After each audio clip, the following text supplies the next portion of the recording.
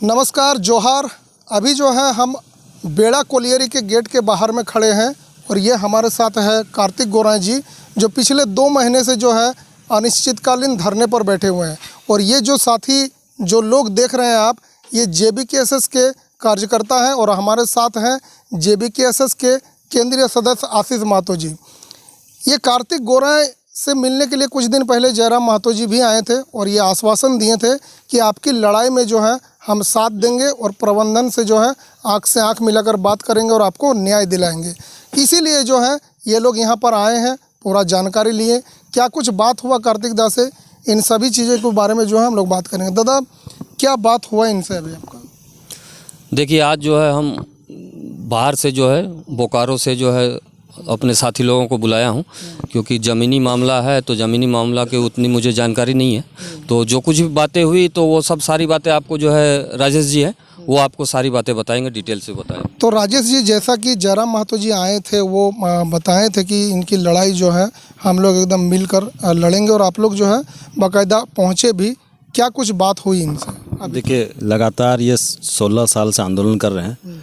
बड़ा दुर्भाग्य है कि क्षेत्र में इतने लोग हैं, इतने जनप्रतिनिधि हैं, इतने नेता हैं, उनके बावजूद भी इनको 16 साल के उपरांत भी इनको अपना अधिकार नहीं मिला है, जबकि ये विस्थापित हैं।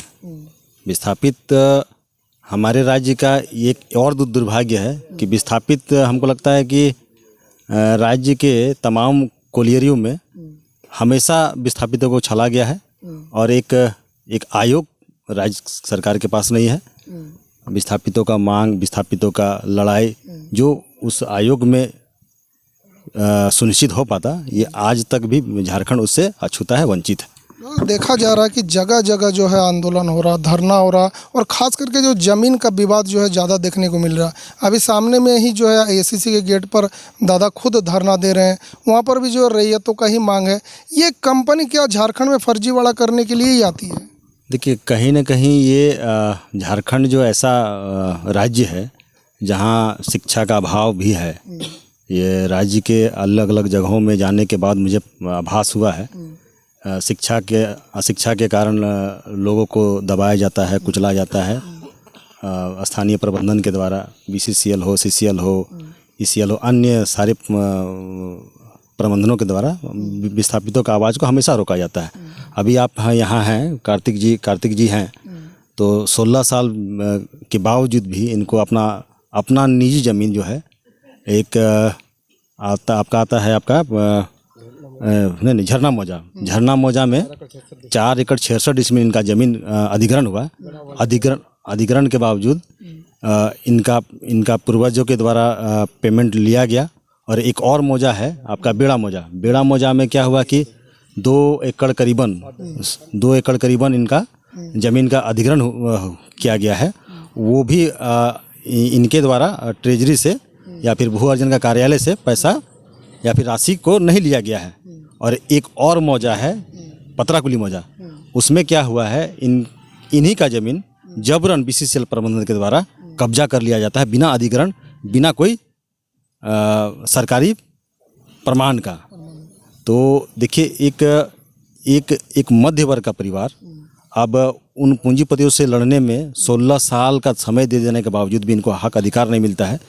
हम लोग लगातार ऐसे आवाज़ों को बुलंद करने का हर संभव, जहाँ भी हम लोग को सूचित होता है, जहाँ भी हम लोग को लगता है कि हम लोग वहाँ जाना चाहिए, हम लोग हर समय हर संभव मदद के लिए हम लोग खड़े रहते हैं। तो देख सकते हैं बीसीसीएल जो है प्रबंधन यहाँ पर किस तरह से प्रताड़ित कर रहे हैं। यहाँ पर पिछले 2 महीने से ये धरना दे रहे हैं, लाइट की भी व्यवस्था नहीं है। इस हाई बीम लाइट के सहारे जो ये दिन रात काट रहे हैं, कोई व्यवस्था नहीं है। हालांकि धरना दे रहे हैं ये, और ये इनका जो है हौसला अभी तक बुलंद है। दादा, आपसे एक चीज़ जानना चाहेंगे, ये जो जेबीकेएसएस बहुत अच्छा काम कर रही है, वेदांता में जो है बहुत हंगामा हुआ, आपको ही पता है। उसके बाद जो है जेबीकेएसएस के कार्यकर्ताओं पर केस भी, मुकदमा भी दर्ज कराया गया। क्या आपको लगता है कि जो है बीसीसीएल और वेदांता और बड़ी बड़ी कंपनियां जो है यहाँ पर दादागिरी कर रही है? बिल्कुल, वो दादागिरी तो कर ही रही है और वो आपको प्रमाण यहाँ पे हैं ही खड़े हैं कार्तिक जी, ये दिख ही रहे हैं। बाकी जो आप एसीसी वाला धरना जो चल रहा है उसमें भी देख रहे हैं, दादागिरी के तहत ही 20 मजदूरों को बैठा दिया गया। तो बिल्कुल जो है ये दादागिरी कर रहे हैं और इनको बस एक ही है, इनके पास हथियार है कि इनको फर्जी केस में फंसा के बाकियों को डरा धमका के ऐसे कर दिया जाए ताकि बाकियों के सपोर्ट में कोई ना आ पाए। दादा एक चीज़ जानना चाहेंगे आपसे, आप लोग जो है बीजेपी का बहुत मुखर तरीक़ा से जो है विरोध करते हैं, 3 राज्यों में चुनाव का नतीजा पर आपका क्या रिएक्शन? देखिए, वो उनका जीत पर हम क्या किए नहीं किए लगा, हम तो दूसरे राज्यों के बारे में नहीं कहेंगे, मगर वर्तमान में जो इससे 3-4 महीने के बाद चुनाव हम लोग के यहाँ भी है।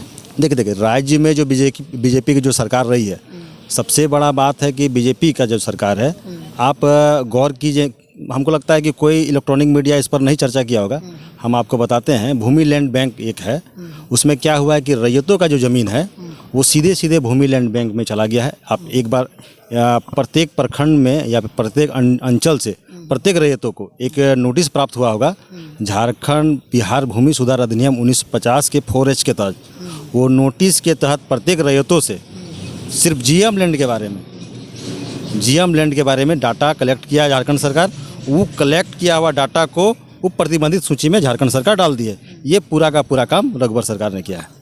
तो यहाँ कहने का मतलब सीधा सीधी यही है कि जो जीएम लैंड है, जो ग्राम सभा का जो ज़मीन था, वो सीधे झारखंड सरकार अपने कब्जे में ले ली। अच्छा दादा, इस पूरा प्रकरण में जो है एक बड़े ट्रेड यूनियन नेता का भी नाम आ रहा, ये कह रहे हैं कि हमको इतना प्रताड़ित किया गया है, प्रबंधन अगर आगे मेरा बात नहीं मानते हम आत्मदाह कर लेंगे। देखिए, जब तक हम लोग इनके आवाज़ को हम लोग बुलंद करेंगे, और ट्रेड यूनियन का कोई भी नेता रहे, हमको उनसे कोई प्रभाव नहीं है, क्या कर रहा नहीं कर रहा है।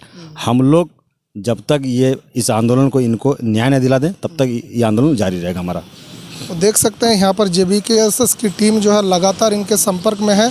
कुछ दिन पहले जयराम जी आए थे, ये लोग अभी जो है रात के 9 बजे बहुत दूर से आए हैं, इनसे मिलने के लिए आए, इनसे बातचीत की है। लीगल टीम है ये JBKSS का, और आगे जो है पूरी लड़ाई इनके साथ ये लोग जरूर लड़ेंगे। जी बहुत बहुत धन्यवाद। 99 न्यूज़ के साथ बने रहें। मैं हूँ आपके साथ संजय सिंह।